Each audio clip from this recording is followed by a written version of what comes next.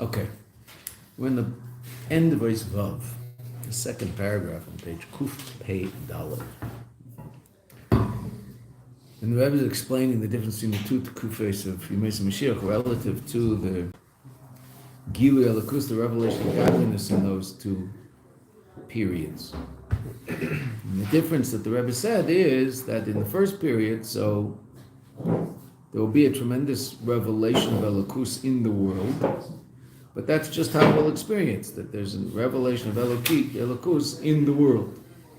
So there'll be some sort of separation, so to speak. It's actually obviously how we will experience that is not so clear, but there'll be some sort of separation between the world and that revelation.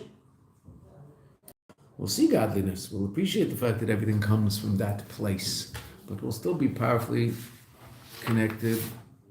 Who doesn't have a copy? Mesh, you don't have a copy. Yeah. What happened to yesterday's copy? I grabbed the wrong one. Don't leave it here. Yeah, don't leave it here. But don't be sorry. Don't leave it here. If I attach a $20 bill, no one ever loses their copy. No, I think we'll take the $20 bill and wait for papers. So,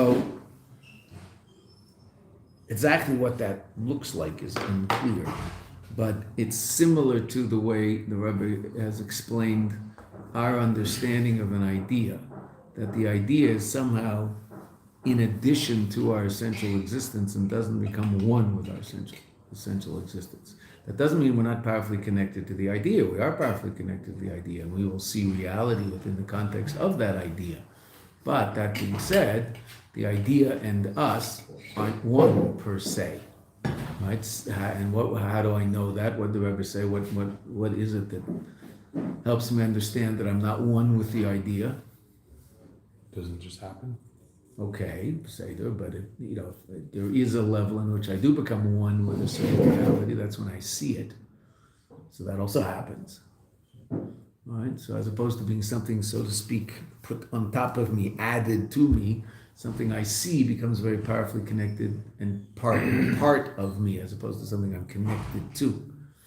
Rebbe says in the Mimer, people aren't doing review on the Mimer, I see. Very reasonable at this point in your development to say, okay, so this isn't just some entertaining hour in the morning or boring hour in the morning or whatever it happens to be. Because this is what I have to learn, which means if I'm learning a mimer, it means I review the mimer, because if I don't review it, I don't know it, because I just asked a question that we've gone over 3 or 4 times and no one knows the answer. Why? Because no one's reviewed. When do I review? Night Seder. Take 15, 20 minutes every night to go over whatever piece we learned in the mimer that day and just get the mimer. We learn a mimer, we should know the mimer. Like what the Rebbe say, that someone can convince me otherwise.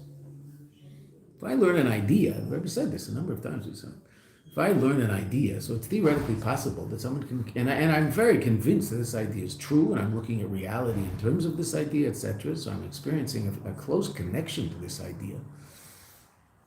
But someone can convince me it's not true.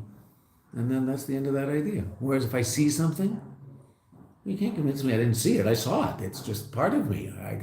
Even if I saw something rather bizarre, but okay, I saw it, and it's part of me, and you can't take that part of me away because I'm very powerful. Again, not so much connected as part of, and that's how the Rebbe is explaining the difference between these two different kufas of Mashiach.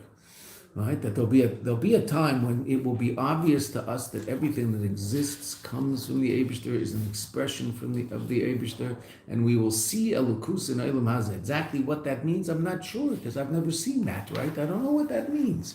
If you were to tell me I'm going to see a Malach, I wouldn't know what that means, because I don't know what a Malach looks like. Okay.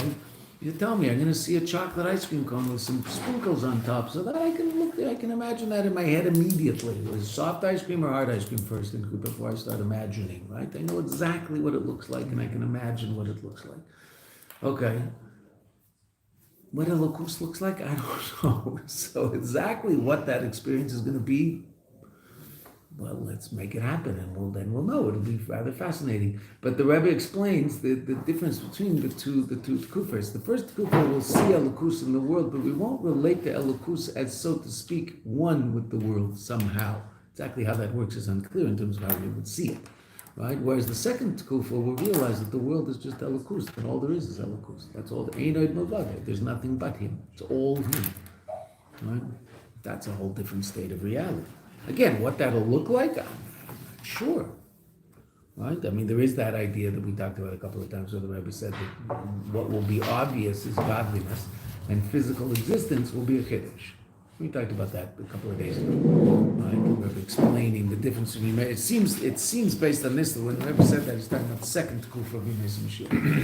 That we'll have to convince ourselves of the existence of physical reality such that I can put the book on the table. That'll be something I'll have to remind myself of. Whereas now I have to remind myself of the existence of a Kadosh Baruch Hu, and the fact that I can put the book on the table is obvious. Now that doesn't mean that a Kadosh Baruch Hu is not found in this room in exactly the same form that he will be found in this room. B'yemei Mashiach, Beseder. It'll just be revealed. Okay, but that'll be my conscious reality. Certainly in Kufa base. Also in Kufa Aleph, to a great degree. And what does that correspond to? The two different levels of learning Pnimi Torah. Hasaga, understanding it, which obviously allows us a connection to godly reality that's quite amazing and quite sophisticated, but it's not real.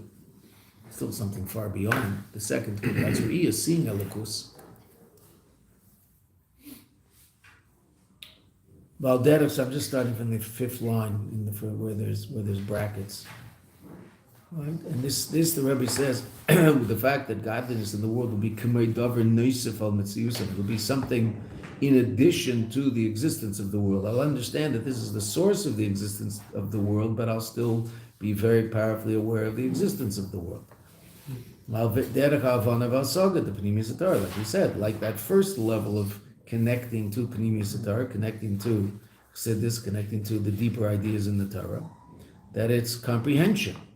So therefore what? That's like something in addition to the person, meaning I am and I understand this. Oh, okay. So there's still a me, but there's what I understand. Now what I might understand is that ultimately I don't exist. Okay, that's still in addition to my experience because I still experience my own existence. I'm experiencing myself existing, understanding that existence is not as real as I think it is. Okay, fine. I'm still experiencing that. There's still a me there. Now, what if that were to become so clear that I wouldn't experience my separateness from God anymore? Well, that would be a very different experience. What that's going to be like, I don't know. That is what we're going to experience. What it's going to be like, I don't know. Not sure. Right? Because none of us have ever experienced that. Okay. But that's second kufa of Immerse Mashiach. Mash'enke. Ulochen, shalochen, therefore. Shayach b'zeh shinui, or chalishus al kol. Therefore, there could be a change or a weakness in one's connection to an idea by virtue of the fact that since I only understand the idea intellectually, so someone could come along with a different explanation and realize, right, the way I was understanding is not true. This is the proper understanding. And now theoretically, that also could be challenged. Might come to a third understanding. Any scientist would certainly understand what I'm talking about, because the history of science is brilliant ideas that were ultimately shown to be not the best way of explaining that phenomenon. And then there's a better idea. And then there's a better idea. And they keep coming up with a better idea, right? And what does that mean? That science is stupid? No. Is it true? Oh, that's interesting. Evidently, those ideas that were around before were brilliant. They just weren't true. Okay. We're interested in truth, not brilliance, right? So sometimes very simple things are true, right? They're not so brilliant, they're just true. Yiddishkeit isn't about brilliance, it's about truth. But that doesn't mean that the scientist isn't doing something useful, because he's trying to understand something. And in all fairness, the scientists that understood it 60 years ago didn't have the advantage of this supercomputer that the scientist today has, so he can play around with photons in a way that guy couldn't, and he can see how they react. Okay, so he'll do things that they couldn't do 100 years ago. Already 40, 50 years ago, they're doing pretty wild things with photons. Right? Okay, but he'll come to a greater understanding. Right? These light waves or particles. Well, if you can isolate particles, so I guess it's particles. There are those who still say there's some wave aspect to it, but they're not as bothered by that question anymore, evidently, at least according to the guy whose book is in my bathroom. Right? Jewish guy, Richard Feynman, very interesting guy. The first 25 pages of the book are absolutely fascinating, and then he loses interest. They always start, these books are amazing at the beginning, and then they just lose me. I don't know what they're talking about. They're talking to idiots, but they're trying to talk to an idiot, but I can't understand what they're doing. But the first 25 pages, absolutely fascinating. And in those 25 pages, he talks about shooting individual photons at plates and things. They'll make waves. It will make waves when it hits something. But it itself seems to be a particle. Light is a particle. Was that like the same as water? Like it can be deduced to individual like drops or particles? H2O. I mean, what happens when you break it down to its smallest form? I don't know. I mean, even photon isn't the smallest form, obviously. Yeah. But yeah, I guess. I mean, basically, everything's light. So it ends up with that, because what they call light isn't just this stuff.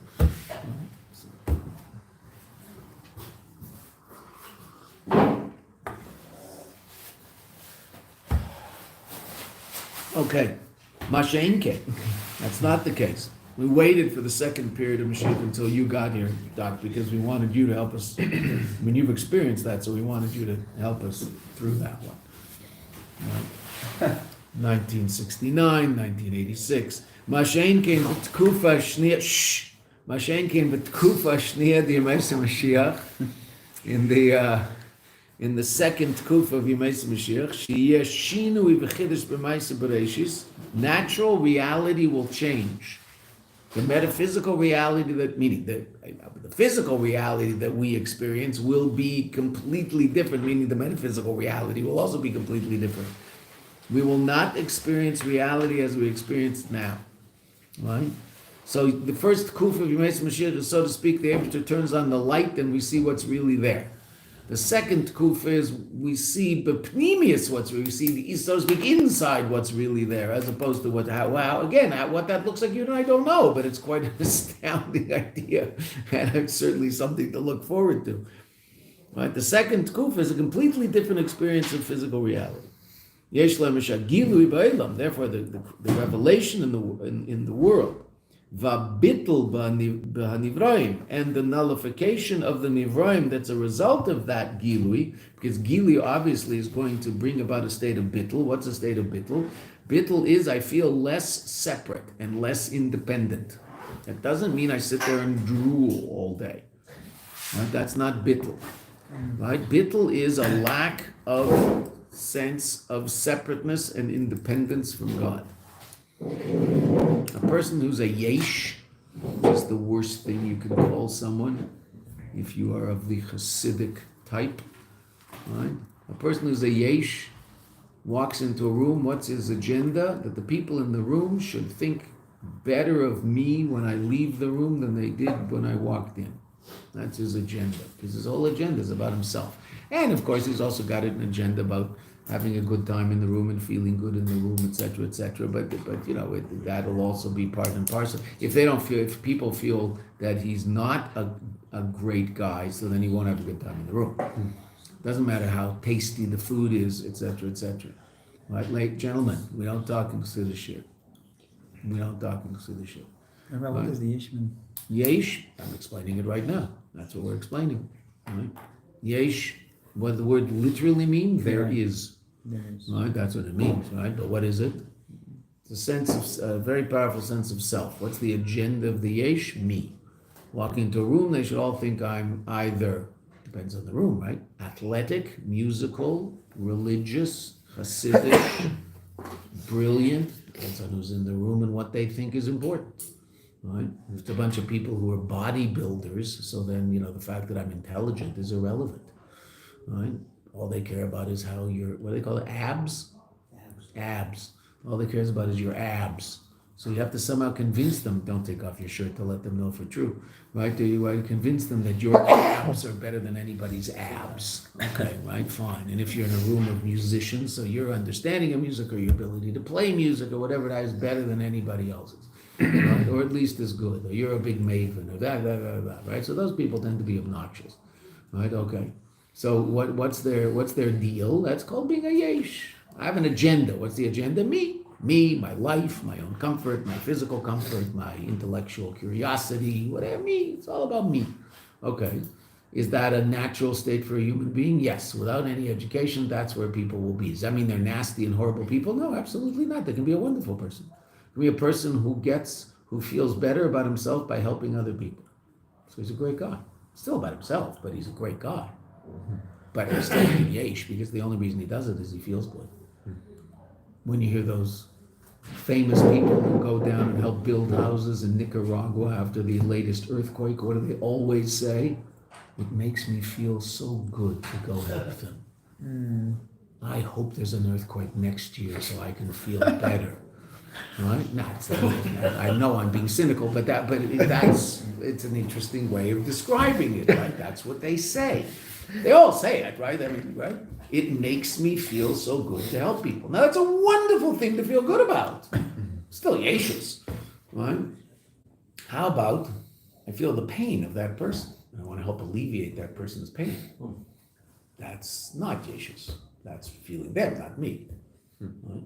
Now, that doesn't mean that that's not going to give me a certain feeling of satisfaction. It will, right? That's a very nice thing. But that's not why you're doing it. You're doing it because that person needs help, and you are able to provide that help, so you feel their pain, and so you help alleviate their pain. Right? That's bittul. Right? Someone who's bottle walks into a room. What's their agenda? Everybody has an agenda. What's their agenda? That the people in the room, this is obviously a simplistic explanation of the whole thing, but it helps us understand it, right? That someone who has reached a certain state of bittul, what's his agenda when he walks in the room? That those people should have a greater appreciation of God than they did before he walked in the room. Now, they're probably going to have to get along with him and think he's a good guy. Because if they think he's just a weirdo and a loser, so he's not necessarily going to help them come closer to a Kadosh Baruch Hu, right? Because they're not going to want anything to do with this guy. Okay, so he's going to have some sort of, personality, some, what do they call it? Charisma, thank you. He'll have to have a little bit of, he'll have to be a positive person and people want to connect to him. So to speak, and I'm saying it in a crass way in order just to get the message across. What's he selling? He's not selling himself. He's interested in people having a greater relationship with the Eibishter. Why? So he'll feel better about himself because then he's so cool because he was makar of them? No, because it's better for them. It's good for them, right? If you can convince a person, in Gashmis, if you can convince a person to stop smoking cigarettes, you've just given them another 20 years of life. They might actually be at their grandchildren's weddings. If they started smoking at 20, 15, and they're still smoking, there's a good chance they won't be at their grandchildren's weddings. Well, I think most people like to be at their children's weddings they'll be at. They're not going to be at their grandchildren's weddings, most of them. So why would a person want to steal that from himself? Okay, so if you can get that person to stop smoking cigarettes, that's an amazing thing, and you've done a wonderful thing. For who? For him. Do you feel good about that? Peseda, you feel good about that. That's not the issue. The issue is this guy is going to live another, obviously God's up. It's all up to God in the end. But, the chances are he's going to have a longer and healthier life. Peseda, Baruch Hashem. That's great. Okay, so do I have to feel bad about that because I helped him and it has nothing to do with me and beat myself up if I even feel any satisfaction? Of course not. That's just nonsense. But what were you really interested in? Hopefully, his welfare. That's called bittul. That's a person who's not completely focused on self. Okay, so what if that person walks in a room? What's he interested in? The welfare of the people in the room. And what does that mean? Well, ultimately, that means if the people in the room have a more serious connection to the Eibishter and have more sensitivity to godliness in their life, then you've given them something very, very special and very good. Given them, you've helped them open up to that. Beautiful, great. And hopefully that'll be the agenda. Right? The Rebbe spoke to us for hours, thousands and thousands and thousands of hours What did the Rebbe speak about all the time? The Eibishter. Spoke about HaKadosh Baruch Hu all the time.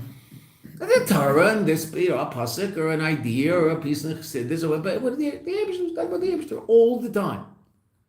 What did he almost never, ever talk about? Himself. Almost never. There would every now and then, if a story was relevant to get across the point, so the Rebbe would talk about something that happened in his childhood, or but very rarely, very rarely. Right? There's some guy, a very interesting guy, what they call in this, Mizrahi in this country, right? So he has a kippah suga, etc. He's a professor. I think he's a doctor, PhD, in Bar Ilan. And he's very interested in the Rebbe and wrote a book about the Rebbe. So he claims, I don't know if it's actually true, but he claims that listening to thousands of hours of the Rebbe speaking, he couldn't find the Rebbe say the word I. Now, I'm sure the Rebbe said the word I sometimes. I've actually never seen all the videos. I'm not exaggerating. Like I said, you're watching, 1.5 minute little Maybe, clips, right? I don't think it's as far-fetched as... I didn't say it's far-fetched. I mean, I just said it in the room, right? I just said it here. I mean, on YouTube, there's 340 million Bangladesh who watch this every day. This is the single most popular program in Bangladesh. This class, it's little known. It doesn't show up on the statistics because they have some sort of different thing over there. This is a big hit. I can't go to Bangladesh. Walking down the street, I'm mobbed walking down the street in Bangladesh. So I said it. You're right, absolutely. I don't know whether he's right or not. I'm not sure. Not once. I don't know. But there's no doubt about it that certainly the basic idea is that's just not what's being talked about. Right? What's being talked about? The Eibishter. That's called bittul. I mean, that's a level of bittul that obviously is beyond us, but that it's at least, we can appreciate what that means. So obviously, if there's a tremendously powerful revelation of HaKadosh Baruch Hu that I'm experiencing, I'm going to be much more powerfully aware of that revelation and much less powerfully aware of myself. Rabbi. Yeah? Does that mean that people give tzedakah, they should do it anonymously? That's the highest level of tzedakah when the Rambam talks about the different levels of tzedakah. That being said, the ikar is to give tzedakah. Right? Some guy comes and he hasn't had lunch for 2 days and he needs $5 to go buy himself some food. So you don't give him the $5 because if you give him the $5, you're going to feel good about yourself and you're worried about feeling good about yourself. So this guy should starve so you won't feel good about yourself. Just give him the $5. Who cares? So you're hung up. You're not hung up. You're cracked. Who cares? The only thing that matters is he should get the $5 and go eat lunch, right? I mean, that's really all that matters. Oh, I have my spiritual. Get a life. I mean, give him a life and just go dig a hole and sit in the hole for a while. And I'm not going to give someone $5 because I might get satisfaction and therefore I'll become a yesh. Yeah, hopefully, I mean, that's, obviously an extreme, but it's possible, right? If it's all about me. And I can do exactly the same with Yiddishkeit. I can do the same with Chassidishkeit. It's about me being Chassidish and growing and experiencing. Forget about me, just do what God wants and everything will work out because it's about Him. Now, that's hard for us because we have this thing called the Nefesh HaBahamis, right? The Nefesh HaBahamis. We're speaking a language that spells the word I with a capital letter wherever it shows up in a sentence. Okay. That's our upbringing. Okay. Now, not everybody does, right? But we do. So, okay. So that's there. But there's something else too. So now, obviously, in the state of a tremendous revelation of HaKadosh Baruch Hu, there would be a more powerful state of bittul. It's just not about it. More revelation, more bittul. More revelation, more sensitivity to godliness, which would mean less sensitivity to myself. Does that mean I neglect myself? That's what it's talking about. It's just not about me. It's about something else. That means if it's about something, so the person who's completely bottled, does he take care of himself? Absolutely. Why? Well, because he has to live longer to do more mitzvahs for the Eibishter. Right? So he'll take care of himself. Right? Is he going to be obsessed with that? Probably not. There'll probably be, if he's going to be obsessed, he's going to be obsessed with other things. Like, if the Rebbe had an obsession, has an obsession, what's that? It's called Mashiach. Right? I wouldn't call it an obsession, right? Because that generally has a negative connotation. But the Rebbe did once say that the Pele Shulchan once came to 770. For some reason, the Rebbe invited him to walk up the stairs with him, and they were and to talk as the Rebbe went into his office. He's obviously going to go in the office, but for some reason the Rebbe started talking to this fellow and sort of invited him along to walk upstairs, which they almost never happened. So at some point the Rebbe said to him, "They say I'm meshuggah about Mashiach." Meshuggah, crazy. They're right.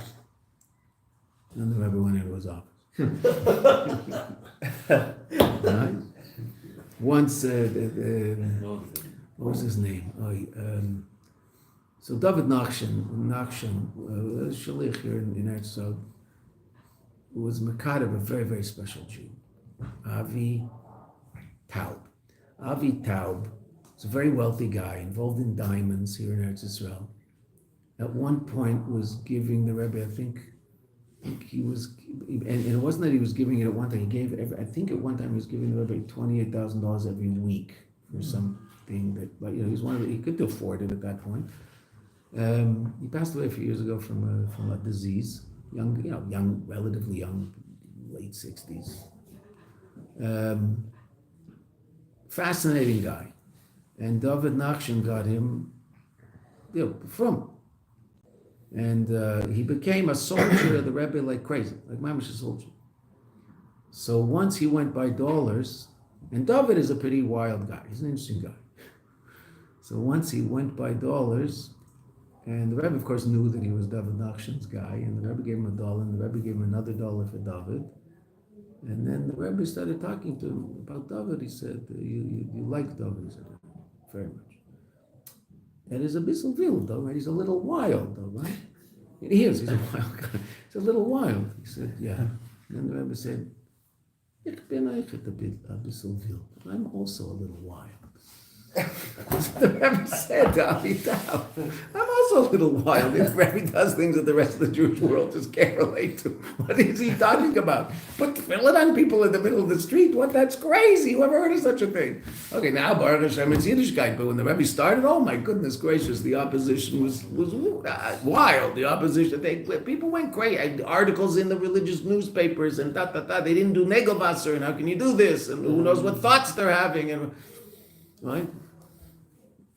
The Rebbe said to him, I'm also a little wild, which is just it's a wild line. It's just, because we think of the Rebbe as just, okay. So the Rebbe said, Avi was a fascinating guy.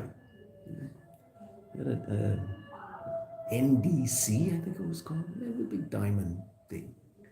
Right? He lost a lot of money at the end, but he was a fascinating guy, absolutely fascinating guy. And he just gave a ton of tzedakah. And at one point it was just, and he would often fly to New York to give it in cash. Like it gave him such, no, he just give it to whoever it went to. I don't know who took the money. Obviously not the Rebbe. Right? But he was paying for something. There was something that he was paying for, whatever it was. And he would just, Shagilui ba'olam v'bittul b'nivroim yegam mitzad teva v'geder olam gufa. So the revelation of Elokus in the second kufa will be a function of the nature of the world, meaning the world will naturally be a place of Elokus, of godliness, as opposed to the first kufa where we will experience godliness in the world. So the second kufa, the world will be that. Again, what that looks like, you and I have no clue. But fine. We will see it, Bezrat Hashem. Vehine. So that's basically the end of the first part of the Maimon. There's this little summation here in Zion, which is, you see, a very, very short ois. And then in Ches, the Rebbe starts with those magic words that you always know when you see those words that something wild is about to happen. Perhaps you can say it with greater depth, and then the Rebbe's going to go somewhere with this idea. But right now we're tying up the idea we just learned. What did we learn? Three different periods of time. Those relate to three different levels of learning the Torah, three different levels of revelation, etc. And it's all in Sholem. That's all Pode besholom, because it was all in Torah, right? As opposed to Tefillah, which was Pode bemilchama, right? The battle of davening. V'hine, Gimel Perushim, these three explanations, V'darges, and three different levels, Hanal, that we've mentioned earlier, the Pode besholom nafshi, in this pasuk Pode besholom nafshi, which of course is the pasuk of Yud Kislev and Yud Tes Kislev. Cave and Shekola Perushim Heim Beis pasuk, since all of these explanations are in the same pasuk, therefore, and this is a basic position of the Rebbe in all of Torah, and the Rebbe in his explanation on Rashi often relies on this to explain different positions in Rashi more deeply. If Rashi will bring two pshatim, the Rebbe will always say that if these two pshatim are on the same pasuk, so they must have some relevance to each other, etc. Heim shayachim zeh lezeh. They're relevant this to this, meaning all three explanations, all three levels, they're somehow connected. Ubaim, and they come behemshech echad, in a continuance. But noisef noisef al zeh. In addition to the fact shekol hadarges, that all of these three levels that we've been talking about, him Torah, right? They are all Torah, because we're talking about Nigla, and then Panemius, and Panemius Aleph is the Havana of Asaga of Panemius, the comprehension of it, and the second level was Re'iyah, to see the Elokus that we're learning about, right? Okay. Just like in a chemistry lab. So if the guy teaches you about a certain chemical, he can then show you the chemical and show you the chemical reaction. So that'll be what it's like learning Chassidus in the second Kuf of Mashiach. Right? The Kamesha B'Tfilah, just like in Tfilah, the Rebbe is saying there's going to be different levels of Tfilah, but it's all still Tfilah. Gama Tfilah de Shabbos, even the Tfilah of Shabbos, which is absolutely different than the tefillah during the week. It's a tefillah that is closest to the idea of sholem. Right? Why? You have time. You're not going anywhere. Right? During the week, davening always fits in a space in between the one thing that you're doing and the next thing that you're doing. And that's why davening during the week is even more of a battle. Right? Especially mincha. Mincha is the ultimate battle. Most people daven mincha in the middle of their day at work. To stop work, go daven, and then start work again. And somehow they have to figure out, you're sitting and learning Torah all morning and then davening mincha. It's not exactly a battle to daven mincha, even though you might be thinking about lunch, right? Which is the battle. Okay, but a person who's busy, involved in who knows what in his business, going, working very hard, etc., focusing on physical reality, stops in the middle and davens mincha, and then goes back. So that's a real milchama. It's extremely difficult, right? When he goes home, probably davens Marav later. Depends. In the summer, he might daven mincha Marav much later and not have to work. But in the winter, davens mincha at work. Why? Well, the sun, I guess he only has till 4 o'clock to daven mincha. Most people are at work at 4 o'clock. So he davens mincha. Now, the world has changed in the last 30, 40 years. So almost, I would imagine most, in certain areas, obviously in places where most religious Jews live, probably, I don't know, Izzy, you would know better than I would imagine the majority of people have a minyan at work. There's enough from Jews at work that they'll actually have a minyan at work, which 50 years ago wasn't shaykh at all. But now I think, did you have a minyan at work? We did until COVID. Did during? We did not during COVID. Oh, okay. COVID, they stopped and it didn't restart. It didn't restart. Okay, but there was always enough from guys around that you could get a minyan together? Yeah. In downtown DC, there's a whole bunch of agencies, and each one of the agencies pretty much have a million. Oh, interesting. But you worked in downtown, or you worked at the Pentagon? No, I didn't work at the Pentagon. I worked downtown, or I worked in McLean, Virginia. No, I worked in the Pentagon. Okay. That's a sentence. No, I was glad that one of you was in the Pentagon, so I'd feel safe. Okay, but I assume in the Pentagon there's also a minyan. It's 2 million. It's just a different world. It's a different world. 50 years ago, I remember when I first went to Yeshiva, one of the things the halachic rabbi told me, it wasn't a Lubavitch Yeshiva. It's a Litvish Yeshiva. It wasn't exactly Litvish, but it was not a Chassidish place. First Yeshiva I learned in. So the rabbi was talking about whether or not, this is 50 years ago, whether or not you have to wear a kippah at work. Right?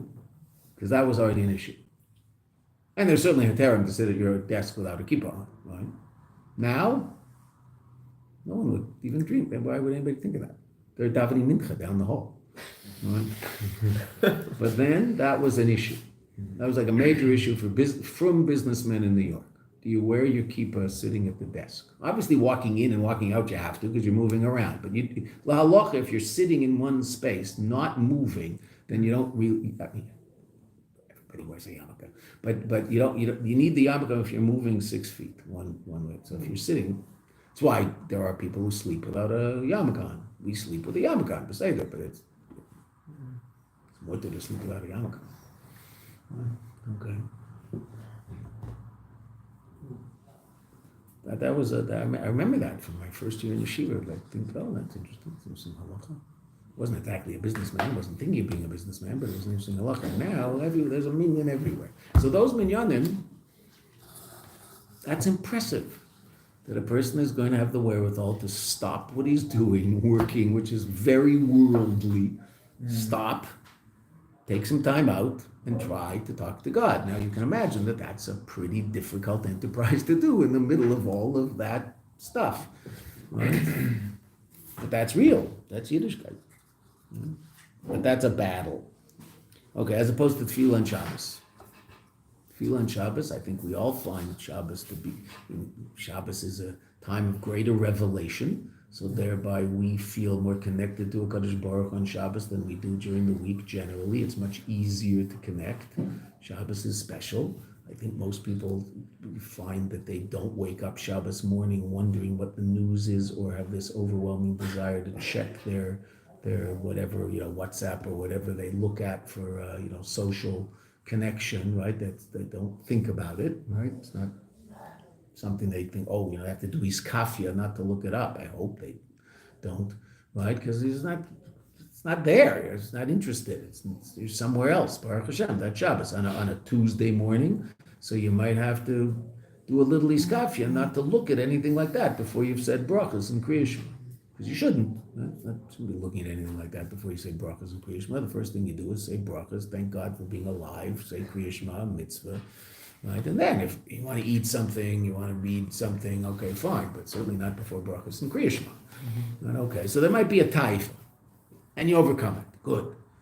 Shabbos morning, there's no taifa. You don't think about it. Right? Why? Because it's Shabbos. Shabbos is different. So the Rebbe explains. The commercial with tefillah, just like tefillah, all the levels are ultimately one, even though there are higher levels and lower levels. Gama tefillah to Shabbos. Even though Shabira to Shabbos, that the bira that happens on Shabbos, hu b'derech menucha, manyen, no? Shabbos bechlal is menucha. It's menucha. Come, you're not battling the world on Shabbos. You're at peace with the world on Shabbos because you're transcendent of the world on Shabbos. So Shabbos is all about menucha. So even tefillah on Shabbos is bebechinas menucha. It's a calmer davening. Time, say the words. How to sing a niggin in the middle, sing a niggin in the middle, right?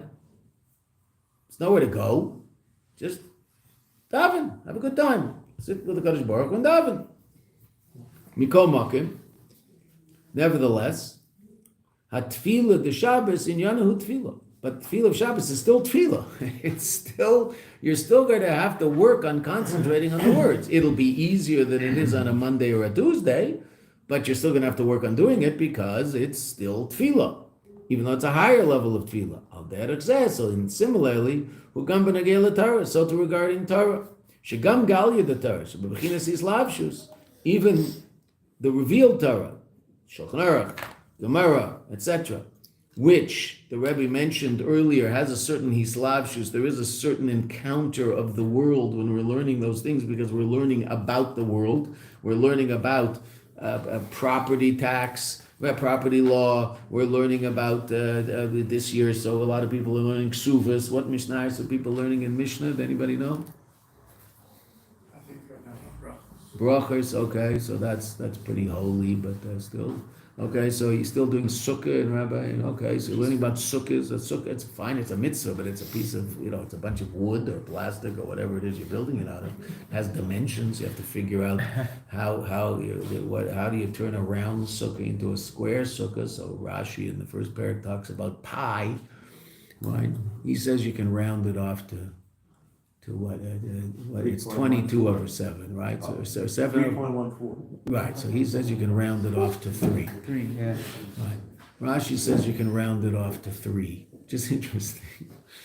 I mean, you're obviously not going to get an exact measurement, but it's good enough, Rashi says. Rashi's trying, because there the Gemara talks about the minimum size of a sukkah. So how do you measure the minimum size of a round sukkah? Because it has to be arba larba. Okay, so pi, fine. Rashi talks about that. So you're talking about physical space, physical reality. So there is a certain islavshus, there's a certain involvement, there's a certain confrontation with the physical world, as we said earlier in the Mimer. Still, in Yanahu Torah, it's still Torah, it's still Elokus. So therefore, it's all a bira b'menucha relative to the milchama of davening. Hine, kol hadargesh the Torah eminyan echad. All levels of Torah are ultimately one thing. Torah achas. It's one Torah. It's all the Eibishter. It's all the Eibishter's will and the Eibishter's wisdom. Shalochein, therefore, al yedei limud Torah achshav, through learning Torah now, gama limud the niglish b'Torah. Right? I was about to say an amazing thing. Also, the learning of limud Torah, of nigla Torah. I'm sorry, meaning the most seemingly mundane ideas imaginable. And in nigla, there are things that are aspects of reality, physical reality, have nothing to do with anything that will ever actually happen. Right? Kanim. Mishnah Kanim.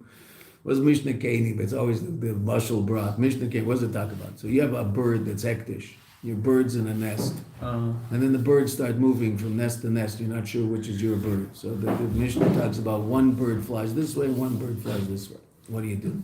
And 2 birds fly this way, and 2 birds fly this way. What do you do? 3 birds fly this way, and 3 birds fly this way. What's the law? 4 birds fly this way, and 4. What are the chances that this bird is your bird, which was hektish, which belonged to the beis hamikdash? Goes on and on. Did any Rav ever have to paskin a halacha based on those mishnayos? Probably not. What's the halacha? It's someone's bird ended up flying back and forth, and if it goes there and it comes back, and it goes there and it comes back, and all the different permutations. So it's all mathematics.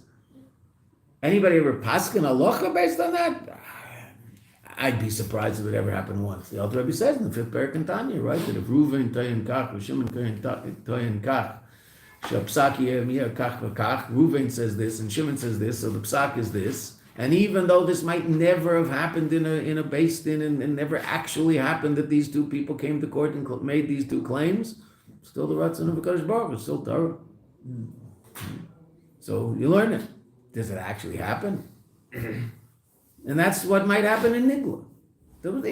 The case you're talking about in the Mishnah might never have come to a court. It doesn't matter. It's the ratzon of the Eibishter. So when you're sitting and learning it, it's the ratzon of the Eibishter. So that's what I'm saying about Nigla. Right? When you're learning Pnimius, every piece of information you're learning about is real. It's happening. That level of godly reality exists right now as you and I are sitting here. Okay, talking about different levels of the soul. So those different levels of the soul are what's going on in our lives right now. Transcendent levels of soul. Okay, so that transcendent level of my soul is sitting in Eilam Atzilus while I'm down here drinking coffee in Eilam Hazeh. Okay, that's all real. Nigla might never happen. Boy, were you the right guy at the right time? Right?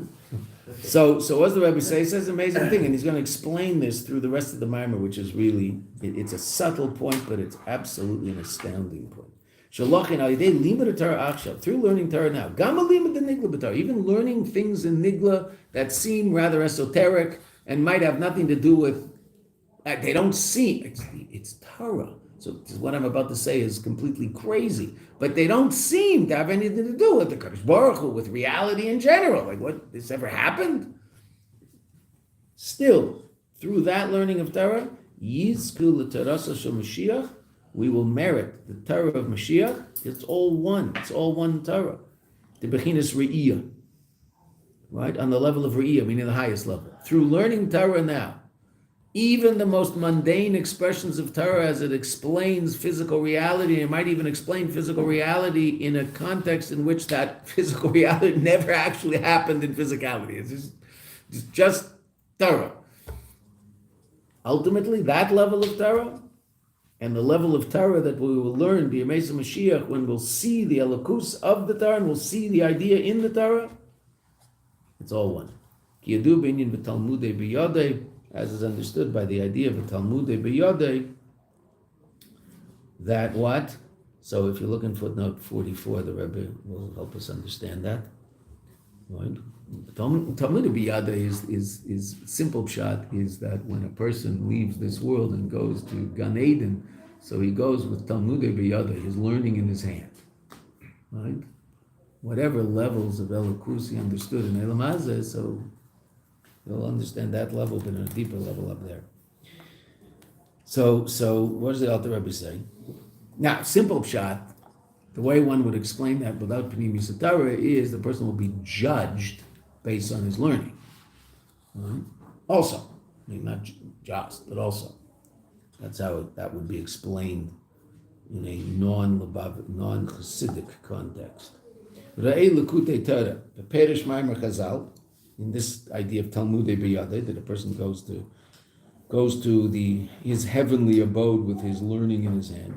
Shal Yadei Limud Ba'elam Hazeh, by virtue of his learning in Elam Hazeh, Zeicha Lilmaid Gamkein B'Gan Eden. He also merits to learn in Gan Eden, meaning to the extent that a person took learning Torah in this world seriously and took time to learn Torah, so to that extent, he'll be given greater revelations and greater understanding when he gets to Gan Eden. Based on what it says in Tanya in the 37th chapter, the ultimate expression of the wholeness and the perfection, and those two lofty transcendent levels that we're just talking about, these two Kufis and the Mashiach.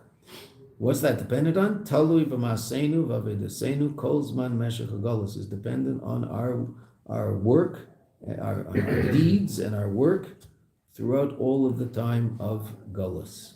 Right? With that line, our Rebbe quotes all the time. Maseinu v'avedasenu kol zman meshech hagolus. Constantly, the Rebbe is talking about that.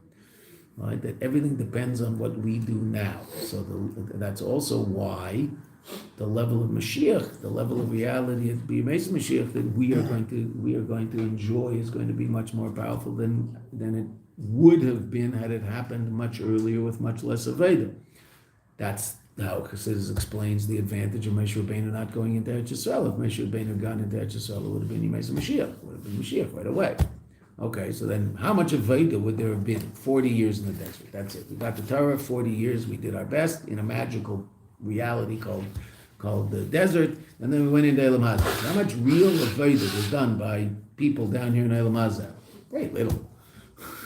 Very little. I mean, they were very frum in the Midbar Beseder, but they were surrounded by miracles all day long. That's a little easier to, than learning how to play golf in the dark, which is what we do. What was his name? Izzy told me yesterday who the gentleman was that played Ben Hogan. That it's a real story. I heard it as a real story, and yesterday Izzy was kind enough to tell me afterwards. There's even a name of the guy who was the head of the Blind Golf Association, whatever. It's a funny. I guess you can't play tennis. That's certainly not Shire. So golf is the one you could probably play. But it is interesting. I mean, what a crazy idea. But okay. So too, the Rebbe says, Yesh Leimer.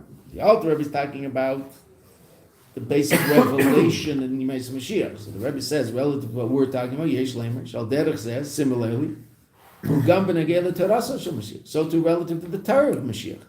Sha'achona L'zeh, what's the preparation for this? Va'klihu, and the vessel that brings about a greater revelation of that Torah, Ulimut Pnimius Torah, Meshach Zman HaGolus, is learning Pnimius Torah during Golus. So we talked about the story of the Rebbe Shab. The Rebbe Shab said that what's the advantage that we'll see what it is that we learn. So the Rebbe here is saying something else, similar, but something else. Adarabah, the level revealed by Immerse Mashiach is dependent on just how much we understand in this world. So he said, we learn it. It helps bring Mashiach, but it also helps expand, so to speak, the quality of that experience by Immerse Mashiach. So the level of getting Mashiach is the level of how we are learning and understanding things in this world now. Meaning there'll be an exponential explosion, beseder, but if I start with 2, it's one thing. If I start with 6, it's much bigger. Right? If I square a number, right? So fine. So if I square 2, so that's a big number, 4. If I square 6, that's a little more serious. So down here we're doing we're setting the stage. What's going to be up there? So it'll be compounded. Beseder, more will be compounded the more we do down here. And that seems also to be shaykh to every single neshama. And what will the neshama experience, Lamaila? Meaning, we're talking about Gan Eden. Right? Talmud biyadeh. What will the neshama experience in Gan Eden? Well, that has a lot to do with what the neshama was experiencing down here. Hasidim always have a joke. I hope you take the joke in the right. That a Hasidic Gehenim is, I don't know, purgatory, whatever. A Hasidic Gehenim is better than a Litvish Gan Eden. Right? But based on this, you understand that the pneumius, what does that really mean? Right? Now, that doesn't mean you're going to Gan Eden, right? But I mean, that's usually where the neshama goes first, right? To undergo a certain process, and then ultimately gets the Gan Eden. It has to be cleansed. But that state of revelation, even though it seems to be a state of revelation that might be less positive, okay, beseder, but if there was more revelation of Elokus down here through connecting to Torah in a deeper way, so then even that will be better. Okay, let's go further. We have 2 minutes. I just want to start what's happening next. Now the Rebbe is going to go further. We just said in that little paragraph that all the levels of Torah, all the levels of Sholem are the same ultimately. They're one. They're not the same. They're one. Okay. We're going to understand that more, but now the Rebbe is going to go even further. And this is the chiddush of this mimer, and this is the subtle point that we have to understand. It's really quite astounding. It's from here to the end of the mimer. V'ulai yesh leimer b'emek yad yosef. Could even say, shegama darga de padiyah, shebederech milchama, even the level of padiyah, redemption, that comes through milchama, comes through war, davening, cave and shenikus b'shem padiyah, that since it's called padiyah, it's called redemption, he shayeches to padiyah besholom, is relevant to padiyah besholom. Meaning, we up until now have made a clear distinction between Pode b'milchama and Pode besholom. And the pasuk says Pode besholom. I get it. So we're trying to explain Pode besholom. What's Pode besholom? Well, there must be some other Pode. There must be some other level of birur, of redemption, of elevating things. Okay, that's the Avodah of Tefillah, which is a battle royal with my nefesh habahamis, to get my nefesh habahamis to say something positive about HaKadosh Baruch Hu when I'm davening, and to actually pay attention to the words. It's a battle royal. Okay, it's a milchama. And then the Rebbe talks about the idea of Torah, which is a birur b'menucha. It's not such a battle royal. And we explain, because the nefesh habahamis has a natural desire to enjoy understanding things. So if I happen to put my nefesh habahamis in front of a siddur, he'll go crazy and not want to do anything. Whereas if I put him in front of a book, he'll say, oh, well, what's written in the book? That's interesting. Because he has a seichel, nefesh habahamis is interested in doing things. So now what if it happens to be Torah? So he's not going to rebel. Oh, that's an interesting idea. So when I get my nefesh habahamis to do that, it's relatively easy to get my nefesh habahamis to do that, and he brings about a birur in a very calm and beautiful way. Okay, whereas davening, my nefesh habahamis doesn't want to tell God that He's wonderful and amazing and how much I love Him. Why not? Because he doesn't necessarily think He's wonderful and amazing and love Him. Why? Because he likes salad with garlic sauce, whatever he likes. Likes chocolate pudding. So his coffee in the morning is to eat vanilla. Right? Whatever. Right?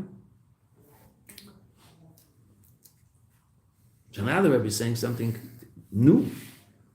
That if it's called a birur, davening, even though it's a milchama, it's also part of the same reality as the birur, the padiyah of calm, meaning davening, Torah, it's all ultimately going to be the same. Just like we said, all of Torah is ultimately one, so it's part of that oneness. How? So let's just see the beginning of this, and we'll go right to tomorrow, just so you'll see where we're going.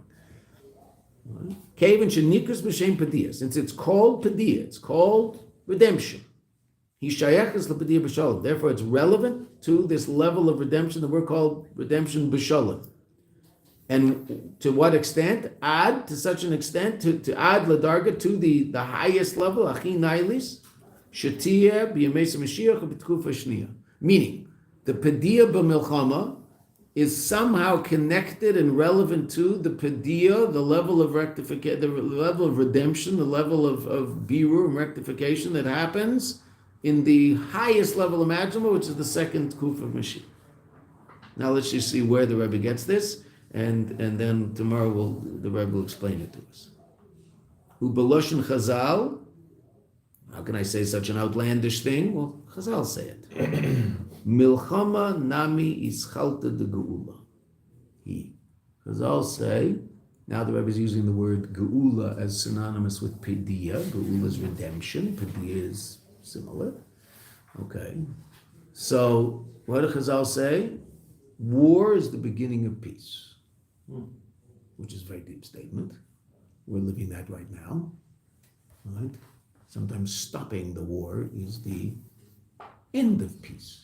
You can produce more war. Right? Now, there's a level in which stopping is good. I'm not making a political statement now. There's a level in which stopping is good because at least today, so I'm not fighting.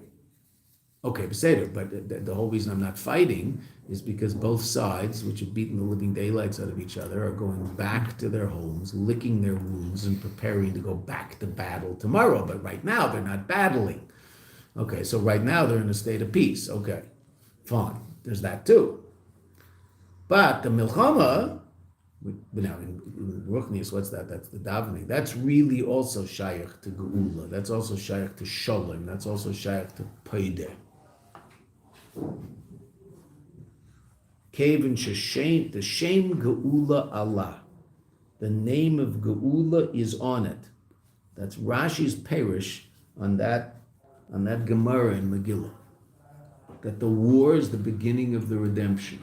And Rashi says because the name of redemption is on it, meaning it's a war of redemption. Therefore, it's relevant to and part of the redemption, even though the redemption is the opposite of the war. When there's redemption, there's no war. Seder. But the war, since it's called a war of redemption, so then the name of redemption is shayach to it. Okay, now that's really astounding in terms of what we've been saying in this mimer. Because now we're saying, and this is exactly what the Rebbe just said, Ulai yesh lemer, maybe we can say as follows. Not only are all three levels of Torah one, but even the level of Tefillah, which was the redemption, the birur in a milchama, that's also birur, it's also redemption, it's also rectification. It's a milchama beseder, but really it's shaykh to the idea of redemption. And that's what the Gemara says about the milchama as part of the geula, the beginning of it. And Rashi says, why? Because the name of geula is on it.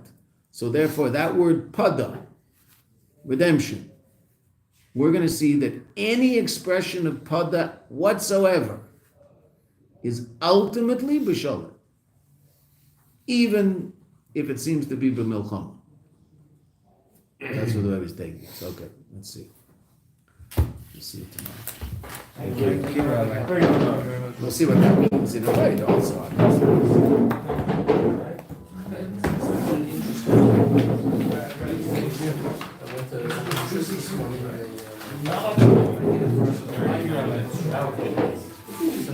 That's what.